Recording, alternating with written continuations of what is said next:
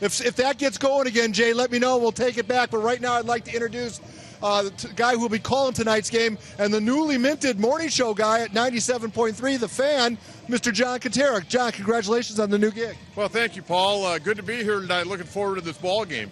We missed out on Bert's speech a little bit. Newt Rockne, he's not.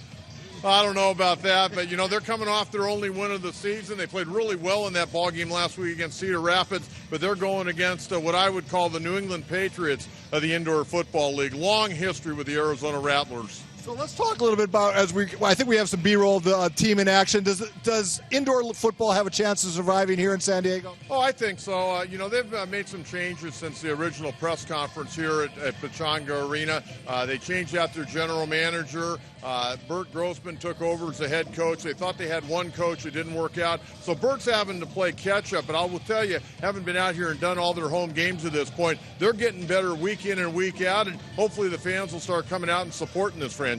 While we're here at Pechanga, a team that's near and dear to your heart, the San Diego Sockers advanced in the first round of the MASL playoffs in search of the Ron Newman Cup. Dramatic win after that tough road trip. You following the Sockers at all? Oh, absolutely. My grandkids were here the other night. One of my daughters were here. I watched the game on the internet. Great win. It was great to see Eddie Velez, a guy that when I was with the organization we signed, good to see him explode. He wasn't even supposed to play the other night. Craig Childs, the all-time leading scorer of the Sockers, he was suspended for that game. Would have played in the mini game if it had gone to that mini game. But Eddie had a hat trick, and he had the game-winning goal. And I was really happy for Eddie and his family because Eddie hadn't played a lot this year for the Sockers. All right, John, just like Jake, can we go back into the locker room, or are they done in there?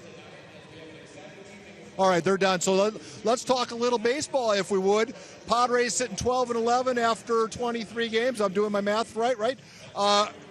Should we be excited about that? Well, I think so. I think if we'd have sat here prior to the start of the year and said, you know what, after the first 23 games, the Padres are going to have a winning record, I think everybody would probably said, hey, that's great. But, after you get off that 11-5 start, people started, wanting to print playoff tickets and World Series tickets. And you're going to have those ebbs and flows during a Major League Baseball season. They went through the tough 6-game skid, played very well yesterday, got the win. Now they got Seattle coming in the next couple of days. Yeah, that schedule ahead looks pretty daunting. Well, they got Seattle, who right now is 11-2 on the road. Then they got to go to Washington for 3. Then they go to Atlanta for 4. And then they come home to take on the Dodgers. So I think after that string of games, you're going to have a better understanding of where this Padre ball club fits in this year. Before we let you go and get up there, I want to just ask you quickly. LT was in town last week, and it created quite a stir from a lot of Charger fans who didn't want to see LT on the airwaves at a variety of stations here in San Diego.